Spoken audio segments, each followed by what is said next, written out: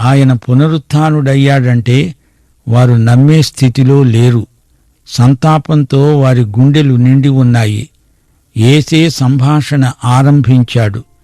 యేసు శిలువ వేత వృత్తాంతం అందరికీ తెలుసు, నీకు తెలియదా అని వారు యేసునే అడుగుతున్నారు. ఎక్కడో మారుమూలన జరిగింది కాదు, ఇది అందరికీ తెలిసిన వార్త. అగ్రిప్పతో పౌలు ఇదే మాట అన్నాడు.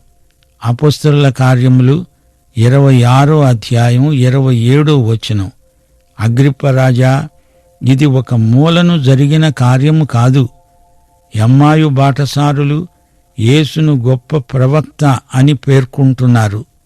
ఇశ్రాయేలు విమోచకుడు అంటున్నారు.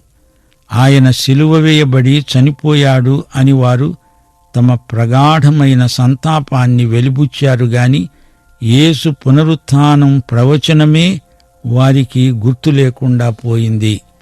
స్త్రీల సాక్ష్యం వీరు నమ్మలేదు. సమాధి ఖాళీగా ఉంది అంటే వారు నమ్మలేదు. ఖాళీ సమాధిని చూచిన తరువాత కూడా ఆయన లేడనే సంతాపం మాత్రమే మిగిలింది గాని పునరుత్థానమనేది వారికి తోచనే లేదు. యేసు వీరికి తన కాళ్ళు చేతులలో శిలువ మేకుల గుర్తులు చూపలేదు గాని వారికి లేఖనాలను జ్ఞాపకం చేస్తున్నాడు.